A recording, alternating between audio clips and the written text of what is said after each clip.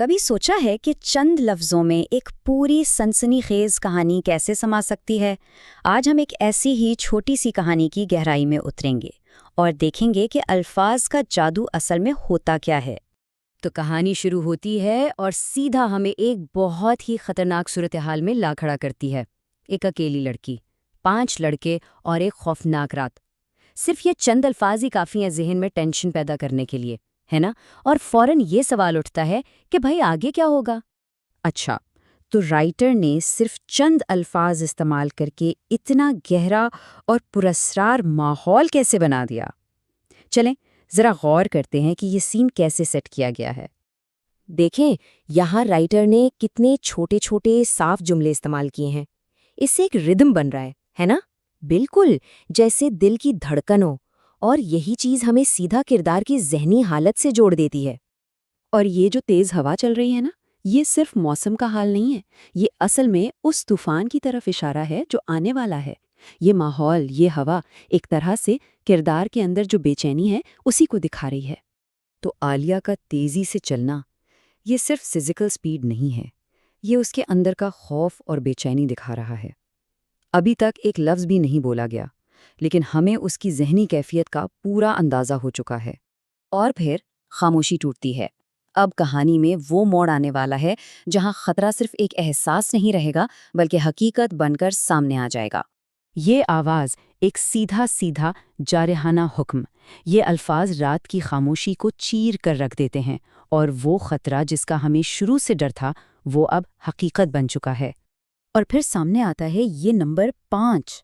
سوچیں ذرا، ایک لڑکی اور اس کے مقابلے میں 5 لڑکے۔ یہ صرف ایک ہندسہ نہیں ہے، یہ طاقت کے بگڑے ہوئے توازن کی ایک خوفناک تصویر ہے۔ لیکن کہانی یہاں ایک دم سے پلٹتی ہے۔ ایک لمحے کے لیے خوف تھا، ٹھیک ہے، لیکن اگلے ہی سیکنڈ ایک پکا ارادہ۔ بس یہی وہ لمحہ ہے، عالیہ کے اندر کی یہ تبدیلی جو اب سب کچھ بدل کر رکھ دے گی۔ یہاں سے کہانی کا رخ بالکل ہی بدل جاتا ہے۔ مطلب جو کچھ ہم سوچ رہے تھے نا، ویسا کچھ نہیں ہونے والا۔ یہ کہانی ہماری ساری امیدوں اور اندازوں کو توڑنے والی ہے۔ صرف ایک جملہ اور پوری گیم ہی بدل گئی۔ اس ایک لائن نے طاقت کا سارا توازن پلٹ دیا۔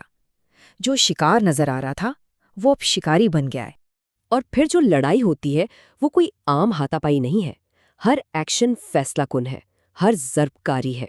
عالیہ ایک ٹرینڈ فائٹر کی طرح لڑ رہی ہے۔ صاف ظاہر ہے کہ وہ اس صورتحال کے لیے پوری طرح تیار تھی۔ تو لڑائی تو ختم ہو گئی، لیکن اب کہانی اپنے اصلی پیغام کی طرف بڑھتی ہے، اور یہ پیغام صرف جسمانی طاقت کا نہیں ہے بلکہ اس سے کہیں زیادہ گہرا ہے۔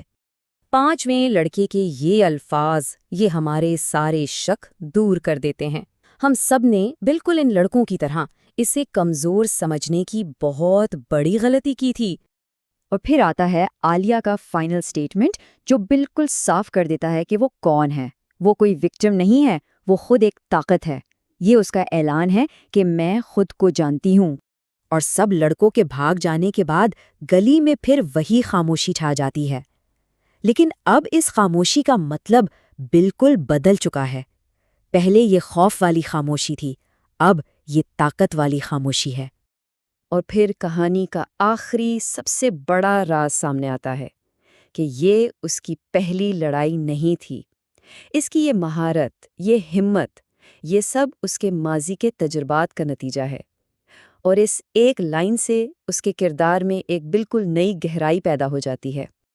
اور یہی ہے اس پوری کہانی کا نچوڑ، ایک بہت ہی طاقتور سبق کہ جو بظاہر کمزور نظر آئے، اس کے اندر چھپی طاقت کو کبھی بھی کم نہیں سمجھنا چاہیے۔